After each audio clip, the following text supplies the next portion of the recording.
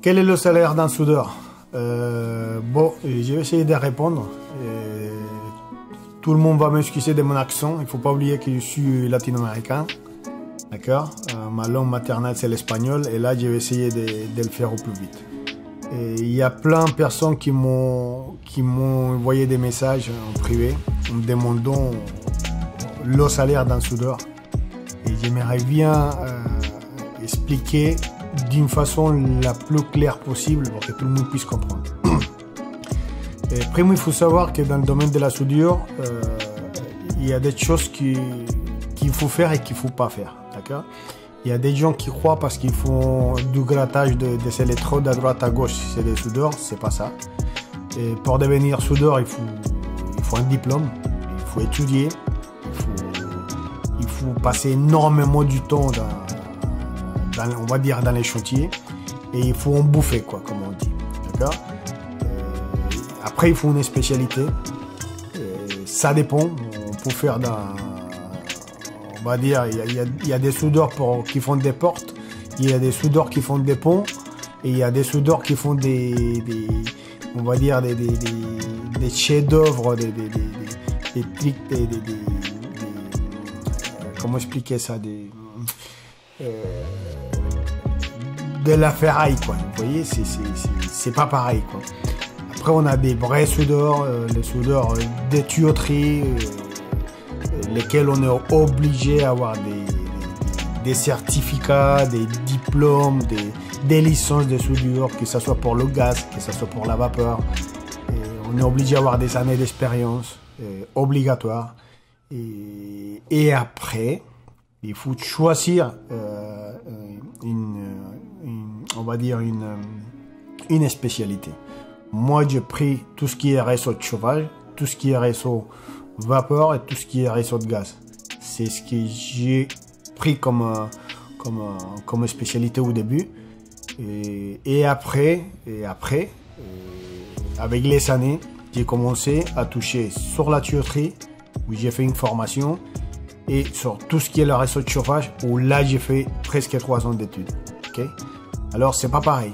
Okay? Un salaire d'un soudeur, on va dire le mec qui a la torche à la main et qui attend qu'on lui prépare ses pièces pour souder, c'est pas le même salaire que le mec qui connaît de A à Z la réalisation d'un réseau de gaz ou la réalisation d'un réseau du chauffage, ok?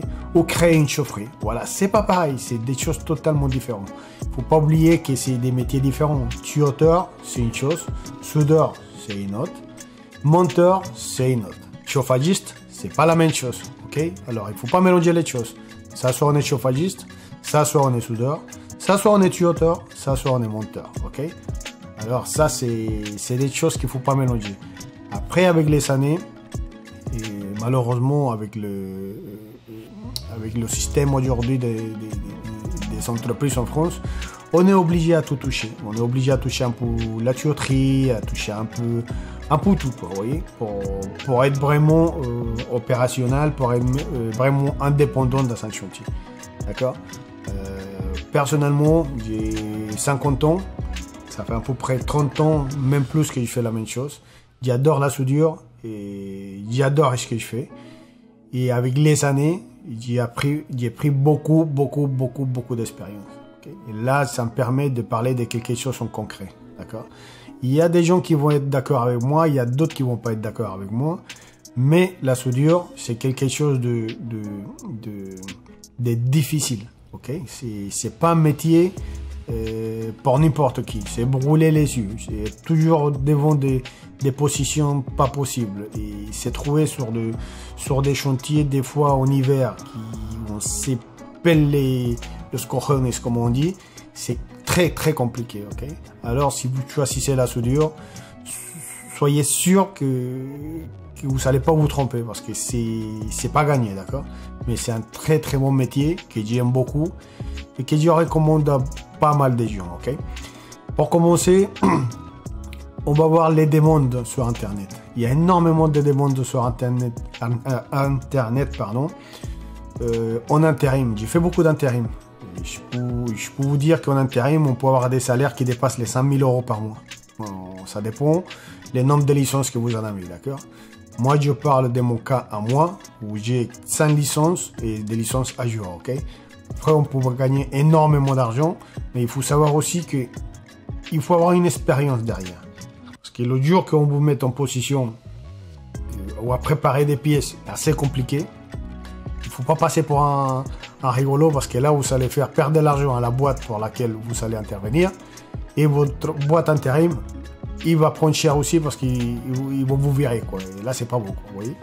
Alors, il faut pas... J'ai vu des gens qui arrivaient dans des chantiers, qui se disent que c'est des soudeurs, mais c'est vraiment pas des soudeurs du tout, ok? C'est vraiment des rigolos. Là, on est sur la plage de mon site internet, et les personnes qui ont envie de consulter, ils peuvent y aller, c'est gratuit, il n'y a rien, je ne vends rien du tout là-dedans, d'accord? Mais c'est pour vous dire que, normalement, là, si vous allez dans le site de Google, vous mettez soudeur Tutor, si vous voulez, il n'y a pas... Il y a pas d'autre chose à chercher. Vous mettez soudeur Tutor, même soudeur tout seul, et vous allez avoir une page, une grosse demande qui va sortir. Okay. Quand vous mettez soudeur, juste soudeur, là c'est pas pareil. Mais si vous travaillez dans le domaine du chauffage, je vous conseille de chercher par soudeur Tutor. Okay. Après vous allez voir toutes les boîtes intérim. Il y a énormément de boîtes intérim qui font des démarches. Okay. Après on a sur le même site, on a la page de Pôle emploi. Sur la page de Pôle emploi, on peut avoir énormément de demandes. Et là, c'est plus sérieux. Si vous voulez, quand vous rentrez dans les pages de Pôle emploi, et les demandes, il risque à être plus concret, si vous voulez, d'accord? Il y a un site que j'ai découvert il y a quelques jours, d'accord? Ça s'appelle talent.com. Où normalement, lui, il présente les niveaux de salaire, si vous voulez. Il y a le niveau de salaire par mois qu'il propose, ok? Après, c'est un consulté, mais avec délicatesse. Il faut faire très attention à ce que vous lisez là-dedans, parce qu'il ne faut pas se mélanger non plus. Hein. C'est pas parce que ici il dit que vous devez gagner 2113 euros par mois, c'est ce que vous allez toucher. Non, non. Là, ici, ça marque. C'est bien noté, c'est 2586, et ça dépend, ok? Et ça c'est des salaires vraiment bas, très très bas, quoi. D'accord? Après, il faut aller chercher. Il ne faut pas oublier que là, les boîtes intérim, ils payent entre 14 et 17 euros. D'accord? Un soudeur, le minimum pour partir, c'est 22 euros. Ok? Il faut pas aller moins, quoi. Il faut pas abuser, quoi. Vous voyez? Le salaire minimum d'un soudeur, par rapport à tout ce que j'ai vu et que j'ai cherché sur Internet, il est entre 18 et 22. C'est le minimum. D'accord? Et là, avec une expérience entre 5 et 10 ans. Alors ça, c'est des choses qu'il ne faut pas oublier non plus, d'accord? Sur tous les sites de soudure, il ne faut pas oublier que il y a un grand décalage entre les boîtes intérim et les boîtes qui embauchent, d'accord? Un CDI avec une entreprise, c'est pas pareil qu'aller bosser en intérim. La boîte intérim, il va vous tout rajouter dedans. Il va rajouter les 10% de congés payés, il va rajouter les 10% de fin de mission, et après vous allez avoir des gros salaires. Mais c'est pas ça qu'il faut voir, il faut voir le taux d'horaire que vous allez toucher, d'accord? Et le taux d'horaire que vous allez toucher, c'est celui-là qui compte pour votre retraite ou quand vous allez à Pôle emploi. Alors, faites attention à ce que vous faites, d'accord? Et je suis pas contre les boîtes intérim, j'adore les boîtes intérim. Il y en a quelques boîtes qui sont correctes, ils payent bien, mais il y a d'autres boîtes qui abusent. Il y a d'autres boîtes qui vont facturer 45, 55 euros, même plus le taux d'horaire pour un soudeur à un client, pendant qu'à vous, ils vont vous donner entre 14 et 17 euros. Vous voyez, et là, il y a un gros pépin, quoi. Ou ils prennent une grande marge sur votre savoir-faire. Après, il faut que ça soit clair qu'il y a d'autres choses. Les temps changent. Okay? On n'est plus à l'époque où on était obligé à baisser sa tête et se faire taper comme si on était des gamins. Ça, c'est terminé, puisqu'on est dans une époque où son savoir-faire, il est payé. On vend son savoir-faire, d'accord? Vous avez pris un métier, vous connaissez votre métier, vous en avez une expérience, vous vendez votre savoir-faire, d'accord? Quand vous allez chez un patron, votre patron, il va vous payer pour votre savoir-faire. Après, il faut savoir que si vous négociez mal votre arrivée, si vous négociez, si vous n'arrivez pas bien négocier votre salaire du début, là, vous êtes vraiment piégé, quoi. D'accord? Il n'y a pas de chercher à comprendre. Et une boîte, il va jamais vous donner un salaire assez haut parce qu'on ne sait pas ce que vous savez faire, d'accord? Il y a beaucoup de personnes qui arrivent avec une morale énorme, mais du moment qu'ils sont signés un CDI, ça y est, c'est terminé, vous voyez, et c'est plus ça, quoi. Il y a des gens qui n'arrivent pas à comprendre que pour avoir une situation stable dans une boîte, il faut que la boîte, il gagne de l'argent. Et pour que la boîte il gagne de l'argent, bah, les chantiers, il faut les finir plus vite. On est d'accord, hein? C'est pas juste je vais toucher 4000 et voilà quoi. Les 4000, il faut que la boîte il puisse avoir un minimum de bénéfices. Et là, on revient à d'autres choses. Quand vous allez chercher un boulot, quand vous allez voir sur toutes les propositions qu'il y a sur les salaires, vous allez regarder les salaires bruts qu'il y a dans tous les demandes, d'accord? Normalement, sur le site de l'URSSAF, ou même sur mon site, on va aller ici, ça va être plus simple. Je l'ai mis par là et je l'ai ici. Et sur le... là. Je crois que je l'ai mis par là. C'est juste, voilà, salaire du soir. Et là, j'ai mis les liens sur cette page. J'ai essayé d'expliquer tous les salaires qu'il y a en soudure. Ok. Et avec des spécifications un peu différentes, d'accord? Il faut vraiment pas tout mélanger, d'accord? Peut-être il y a des gens qui vont pas aimer, mais à côté ici, j'ai laissé les liens directs pour que les gens ils puissent vraiment aller voir où est-ce que se trouve l'information et où est-ce que moi j'ai trouvé l'information, d'accord? Alors, un soudeur, il est très recherché en France, il est très bien payé. Par contre, il y a énormément de choses à savoir, d'accord? Là, si vous allez ici à la page de l'URSSAF, comme je vous avais dit, si jamais un patron il vous propose, on va dire 4000 € par mois, faut pas oublier qu'après, lui, il a tout ce qu'il y a à payer derrière, ok? Et lui, pour 4000 € par mois, vous allez toucher brut, 12 948, d'accord? Mais pour l'employeur, ça va lui coûter 4000, parce que lui, il faut qu'il paye des charges pour vous. Il faut pas oublier, d'accord? Là, il ne faut pas oublier que normalement, sur le salaire de 2 948 € brut que vous avez demandé, que vous voulez négocier, là, en fin de compte, vous allez toucher un net de 2 312 €. En sachant que sur ces 2 312 €, il faut payer les impôts. Et là, à la fin, vous allez toucher que 2 131 €. Vous voyez? Des gens ils vont me dire non, c'est pas ça. Et c'est simple, vous venez à l'URSSAF. On est en France, hein. Ici, il faut payer énormément de charges, énormément de trucs, énormément de conneries. On n'est pas aux États-Unis, d'accord? Et là, ici, il faut y aller, quoi. C'est un truc des malades. On va dire que pour avoir un salaire net, on va commencer par le net ici. Vous voulez toucher net 4000 €, parce que si vous pensez qu'avec votre savoir-faire et vous voulez valer, bah, vous allez coûter à votre boîte 7163 €. Vous imaginez? Il faut en faire des chantiers, quoi. Vous voyez? Le salaire brut, il est de 5060 €. Brut, ça veut dire qu'il vous propose un brut de 5060 € pour que vous puissiez toucher 4000 €. D'accord? Net. Et en plus, il vous faut payer les impôts. Ça fait presque 700 balles. Ok? Et là, vous allez toucher à la fin, qui est 3342. Après, si vous en avez des enfants à charge et tout ça, bah, c'est une autre histoire. Okay? Tout ça, il faut le savoir. Il faut arrêter de croire que les patrons, que les entreprises, ils se mettent tout dans la poche. Ça, c'est niet. Les entreprises, ils sont obligés à payer quelque chose aussi à l'État et vous payez, tout le monde paye, quoi. Vous voyez? Et alors, il faut avoir une conscience de malade. Pour être tranquille tous les jours, si vous voulez, on va le dire comme ça, parce qu'il y a des gens qui vont bosser et qui croient qu'ils sont en train d'enrichir les patrons, sachant que le patron aussi derrière, il est obligé à payer une fortune. Lui, il est pas rien, mais lui, il est obligé à faire ses chantiers. Vous croyez que vous vous faites escroquer, eh ben en fin de compte, c'est pas bon, parce que le patron aussi il s'est fait taper dedans, vous vous faites taper dedans, et voilà, et le seul qui gagne, bah vous savez qui c'est. Pas la peine d'être plus clair, d'accord? Et moi, j'ai pas envie que cette vidéo il dépasse les 20 minutes pour que les gens puissent la voir entièrement.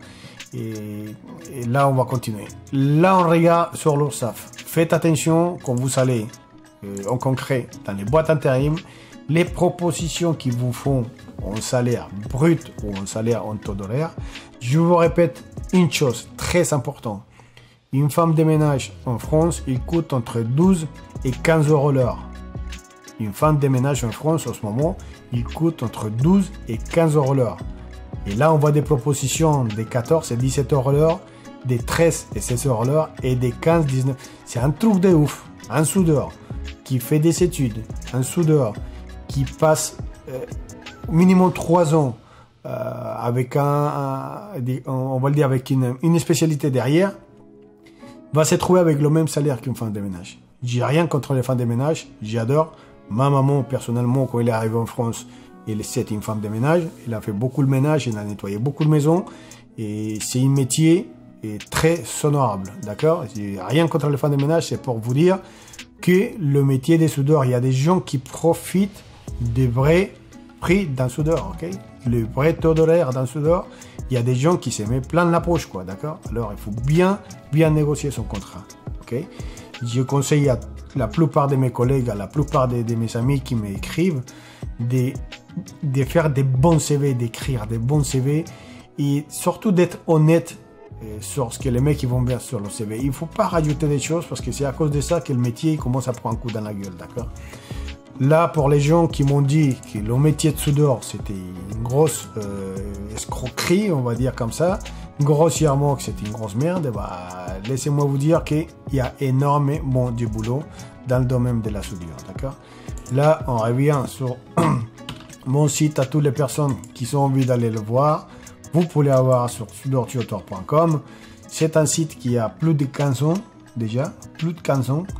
Et petit à petit, je l'ai arrêté pendant quelques temps, je l'ai refait, la structure, je l'ai changé. Et c'est moi personnellement qui a monté le site, c'est moi qui l'a codé, c'est moi qui fais tout sur mon site pour éviter d'avoir des mauvaises informations sur le site. C'est moi qui contrôle la totalité de mon site. Là, vous allez avoir des photos que j'ai fait pour des entreprises pour lesquelles j'ai travaillé, des photos que j'ai fait pour des sociétés où j'ai fait de l'intérim. Il y a énormément de photos que vous pouvez consulter, d'accord? Et ici, dans l'onglet, que ça soit là ou que ça soit ici, dans la barre des recherches, vous allez avoir beaucoup de choses qui peuvent vous servir si vous êtes du métier, d'accord?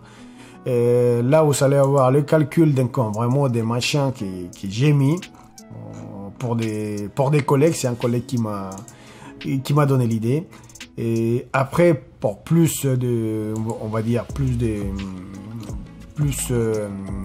technique, on va dire comme ça, on l'a mis comme ça. Les calculs d'angle, l'hypoténuse, c'est tout ça pour toutes les personnes qui aiment la tuyauterie. Qui croient que c'est facile, non, c'est pas facile. Il faut étudier, il faut un minimum, d'accord? Ça se fait pas tout seul, ok? Ici, normalement, je vais regarder là. Hop. Là, au moment, j'ai un petit souci avec mon ordinateur puisqu'il fait le petit malin en sachant que, hop, voilà. J'ai trop d'applications en même temps et ça fait bugger mon ordinateur. Voilà, et ici, vous allez avoir une idée, les certificats, la soudure et les certificats, d'accord. Et ça, c'est très important pour les gens qui commencent dans la soudure, ok, qui voudraient savoir quel certificat avoir, quoi. Là, j'ai laissé une copie dans le certificat que j'ai eu à la PAV. Et c'est pour ça que j'ai mis copie ici, pour que les gens ne puissent pas le prendre et le trafiquer, parce qu'on voit tellement de choses sur internet que les mecs ils sont un peu malades, quoi, comme on dit, d'accord. Et normalement, oui, il y a un gros problème dans le site, je sais pas pourquoi, c'est bizarre quand même. Normalement, quand on regarde sur tout ce qui est comment ça s'appelle, chauffage et dépannage, et tout ce qui est salaire et la soudure et les certificats, il faut voir qu'en France, au moment, ils sont en train de revoir tous les ATG, d'accord? Tout ce qui est gaz, tout ce qui est vapeur, il y a plein de licences qui sont en train de mettre à jour, ok? Et c'est des licences qu'il faut avoir, il faut les acquérir, si vous voulez. sans les licences, sans les certificats, vous faites rien, d'accord? Là, j'essaye de monter du contenu de temps en temps parce qu'en ce moment, je suis un peu occupé. Mais j'essaye de mettre le maximum d'informations. En ce moment, je suis en train de me concentrer surtout sur le niveau de salaire des personnes, d'accord? Parce qu'en ce moment, on voit énormément de choses concernant les salaires et que les gens ils sont en train de se faire taper dedans, d'accord? Là, si vous mettez juste au Soudor, vous allez voir quand même que les salaires, ça change. Un Soudor, un simple Soudor, c'est selon le site, c'est 1950 €, ok, au médian, et un salaire élevé de 2356, un simple Soudor, d'accord? Là, on parle plus de le mec qui a des connaissances en tuyauterie, en montage et tout ça, ok? Là, quand vous changez Soudor tuyauteur, là, les chances commencent à changer, ah, je suis trompé. Les salaires commencent à changer, d'accord?